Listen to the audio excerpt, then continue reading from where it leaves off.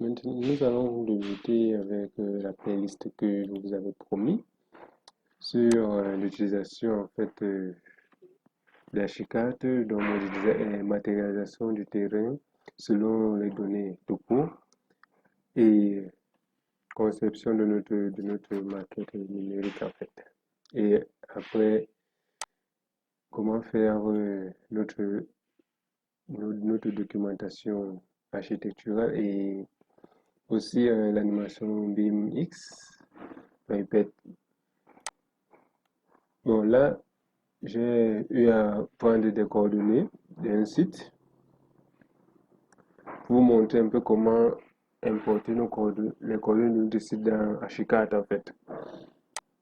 Là, nous avons les axes des X à ce niveau, 35,03. Ça dépend de votre position, votre position géographique.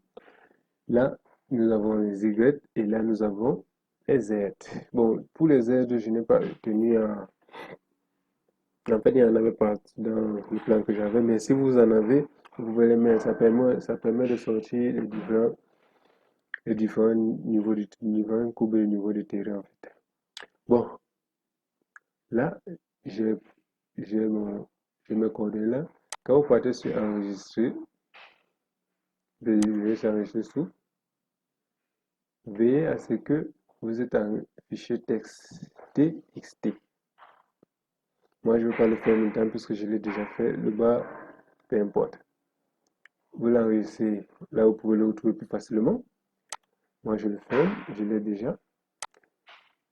Nous voici dans notre interface Archicad. Maintenant, pour faire cela, vous venez juste dans Fichier. Bon, comme j'ai eu à le dire précédemment, je n'ai pas eu la chance d'avoir une. Je sens que de faire en sorte de chercher à avoir une licence étudiante, mais je ne l'ai pas encore. Ils m'ont donné une licence temporaire, le temps de, le temps de valider ma demande. Là maintenant, bon, j'ai eu que la version en anglais, hein. Bon, nous venons sur interopérabilité. Wow, c'est vraiment immense à prononcer. Là, à ce niveau, on vient sur place mesh from set word.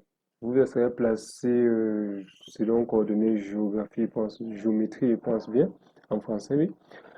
Vous cliquez là, ça va vous renvoyer dans cette fenêtre, vous partez chercher votre fichier. Moi, j'ai mes coordonnées terrain, je clique dessus, vous n'avez qu'à valider. Ici, ça dépend à quelle unité vous le voulez. Moi, je vais le garder à mètre, définir graphiquement. Oui, je le prends.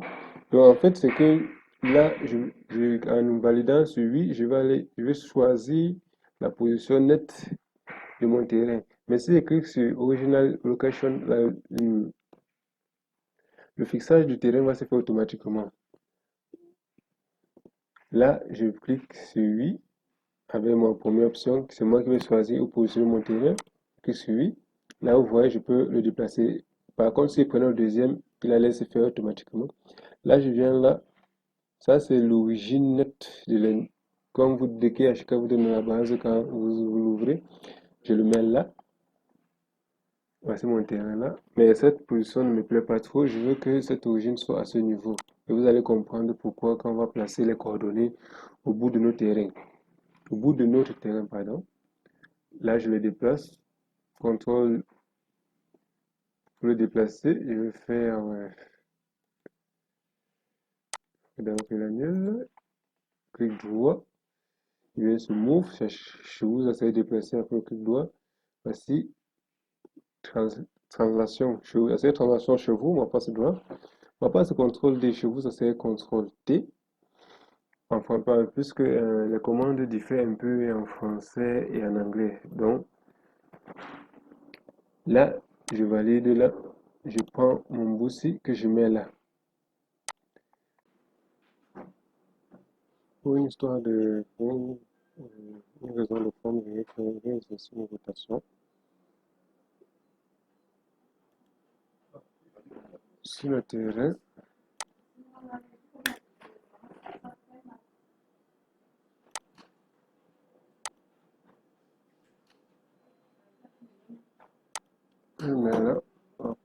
c'est bon.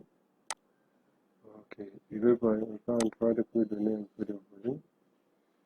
Je vais mettre 2 murs et changer le matériau en sol, non, terrain en fait. Comme vous pouvez le voir, ok, c'est super. Maintenant, je vais aller en 2D augmenter les coordonnées sur mon plan. Bon, ça dépend de vous, hein, là, ce n'est pas une chose obligatoire. Juste pour ceux qui le veulent. Donner ça, aimer ça, aimer ça.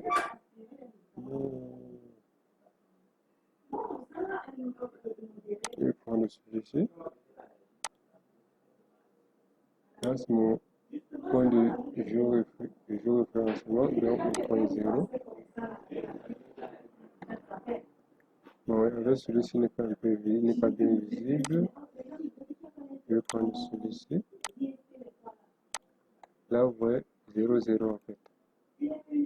Là, il y a une donnée, et là, nous avons une donnée, là, nous avons une donnée qui se répercute aussi en 3D aussi, pour faciliter de ne pas vous perdre que vous soyez dans la version 2D ou 3D. Ok, là, ça va être tout pour cette vidéo. Restez connectés pour la partie suivante. Nous allons continuer sur ce terrain avec la modélisation d'un bâtiment. Merci, à bientôt.